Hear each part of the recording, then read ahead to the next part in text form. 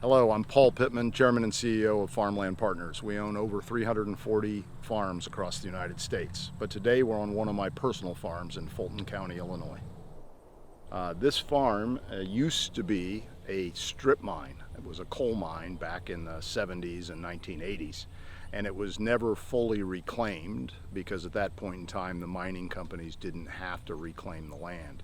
So I bought this farm now about 15 years ago from another family, and through their efforts and now my family's efforts, we have reclaimed this farm and turned it back into, as you can see, a beautiful recreational property.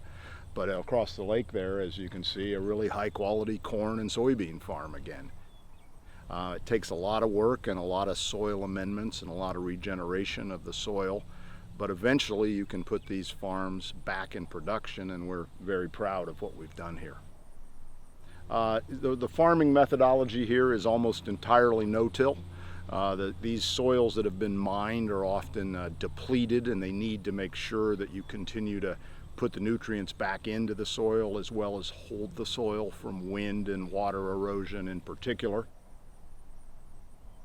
So we will go out of our way here to provide habitat for wildlife.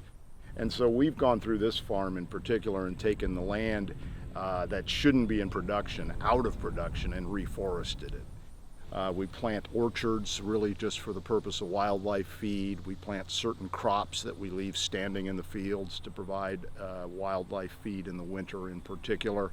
We plant an awful lot of switchgrass, which is a grass that grows quite rapidly. It sort of emulates the prairie grasses that used to cover most of the Midwest, and it's wonderful habitat for small animals. When these farms had been mined, the coal mine will follow a vein of coal deeply buried in the ground, often 50, 60 feet underground.